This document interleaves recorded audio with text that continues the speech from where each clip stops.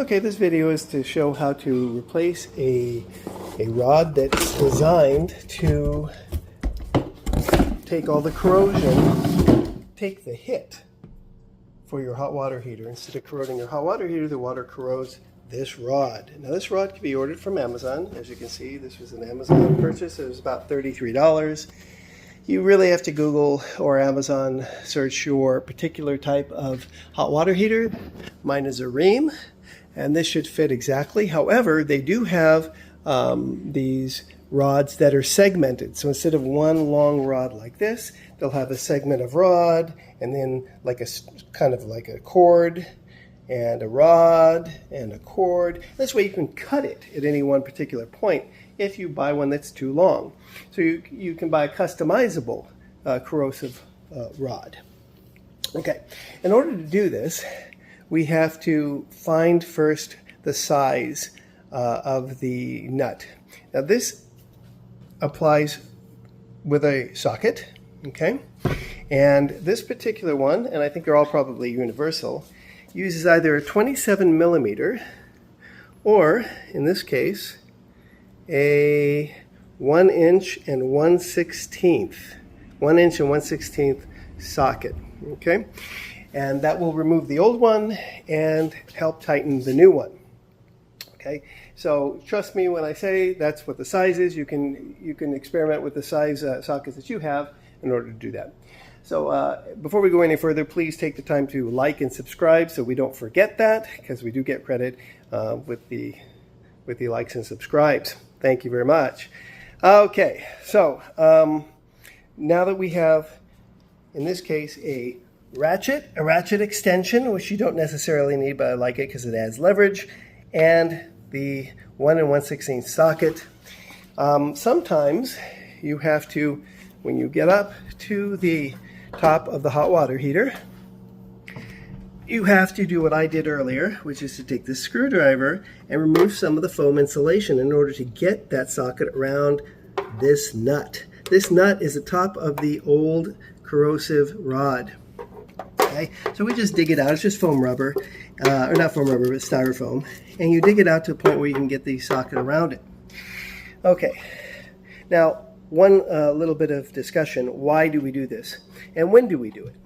Well, it depends on the quality of your water, but between 3 and 5 years, you're supposed to replace this rod.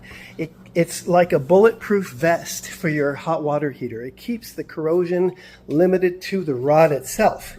So instead of the corrosive electrolytic reaction attacking your iron or your steel hot water heater, causing corrosive situation, rusting, and then breaking, this takes a hit for you and extends your hot water heater's life immeasurably. For $30 or $33. It is well worth it. You just have to put it in your calendar to do it every 3 to 5 years.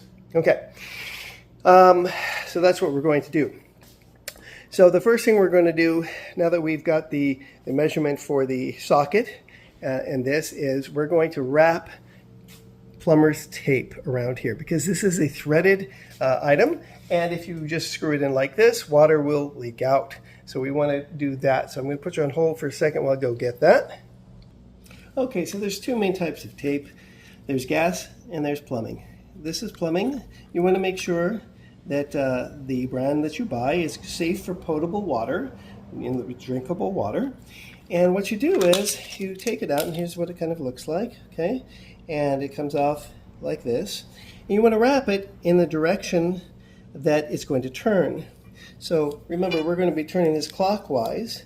So we don't want the edge here, because it will, if we turn clockwise, see, the edge will come off. We want the edge over here, so when we turn clockwise, it goes against or with the edge, okay? So we're going to do that. There's the edge. We're just going to wrap it nicely like this, and tightly, okay? Nicely and tightly. We want to make sure that we get all of the thread.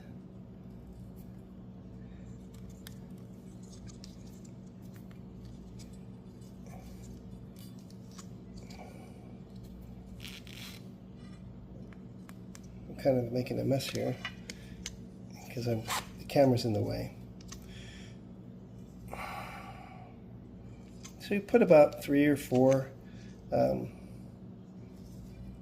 these things on there.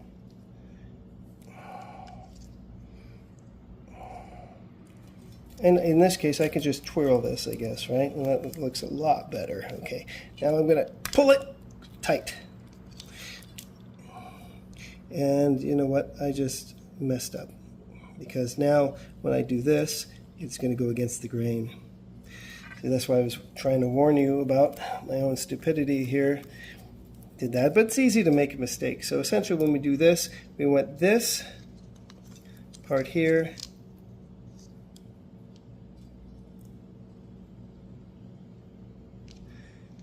We almost did it again.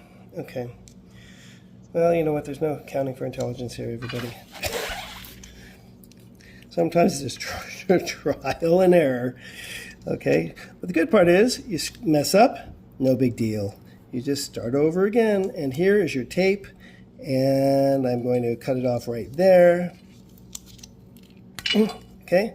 Now you see, the edge is there. So as I tighten it this way, it's going with the edge. And it won't peel off. So that's the next phase, which is to do that. Sorry for the mistake earlier. Okay, so what's the next step? Well, your hot water heater is pressurized, right? You don't want to pop that thing out with the pressure of the hot water heater. So what we're going to do is we're going to turn off the hot water heater. In my case, I have an off button. You may have a plug. I'm turning it off.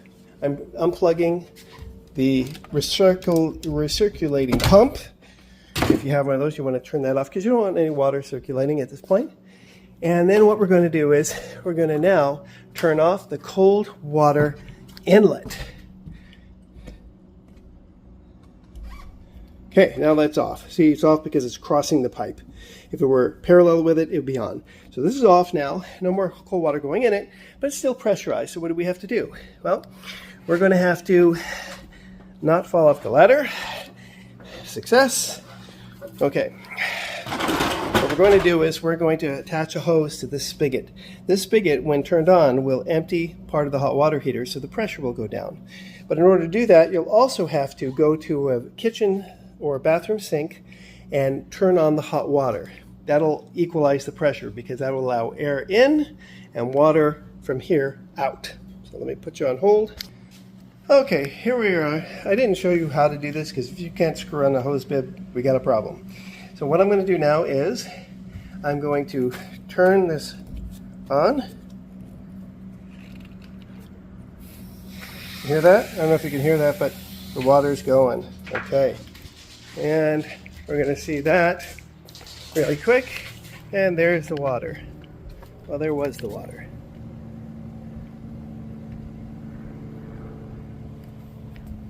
Okay, so there's the water all draining out. Now we're going to open up a hot water spigot in the bathroom. See, it's barely going because that will allow air to come in and equalize the pressure. Now we don't have to drain the entire thing, but enough so that there's no pressure. Now understand that if you were to turn that off now and close the spigot of the hose, it will bubble up because the water from the house will seep back into the hot water heater, fill it up, and it'll bubble over. So you want to keep this draining during this whole process. Okay. Okay, so as you can see, I've taken the screwdriver and I've carved out all of that styrofoam around the nut so that we could fit the socket. I didn't film doing that, but it's easy because, I mean, it's styrofoam. You just chip it away until you reveal the entire nut that ties in the anti-corrosive rod. Okay, and this came like this actually, you know, so we just pop that out.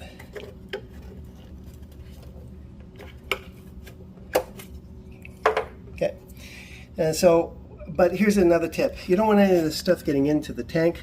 So after I was done carving it, I took a vacuum cleaner from the house with a hose and I sucked up all the styrofoam little bits, all little pieces. Okay, you want to make sure you do that before you take out the rod. So here's my 1 1/16 inch socket. which again could be a 27 millimeter if that's all you have. And we're going to move the camera back a little bit, and we're going to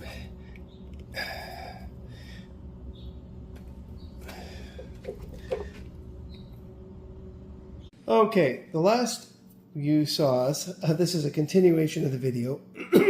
We were going to try and remove that corrosion rod, also known as an anode rod, from the hot water heater, and we were using this wrench, this socket wrench, with an extension and the 1 1/16 inch socket. And I was unable to budget. Part of the reason is on my particular hot water heater, I have a contraption up there for heat traps and valving that didn't allow me a lot of room to navigate. And secondly, it's just in there tight. So here's the other, you have two other options, and you can see this on other videos. What they do is they take a wrench like this, socket wrench, and they take a plumbing pipe, a steel pipe that they would get at Home Depot, and they would put the pipe around here, but the pipe would go out like 2-3 feet, extending the bar all the way out to like here, right? This long. So with the longer bar, you have more leverage, and it should move the pipe, rather move the nut. But you have to go by the pipe at Home Depot and hope it works. Another way to do this is to use an impact driver rather. This is the impact driver. It's very specific. It's a 1/2 inch impact driver. They come in 1/4 inch, they come in 3/8 of an inch, and they come in this little monster, which is a 1/2 inch impact driver. When you use an impact driver, you have to use something like this. This extension is an impact resistant extension because a lot of force goes into this. That's why it's designed to move nuts that are problematic. This is not an impact driver socket, however. Okay, the risk of that is the impact driver may shatter or crack this non-impact type of a socket. I'm only going to use it once. I'm going to hope it doesn't break, and so that's your kind of your option. You can buy the 1 1/16 inch socket that is specific for this task and not risk it, or you might want to risk it once in order to just do your one job real quick, but not make a habit of it. Okay, so let's see how this one works. Okay, so basically I have the 1/2 inch impact driver set up. This is the new anode rod. What I haven't shown you is that there was a sticker at the top here, a real long one, and it's made out of paper, of course.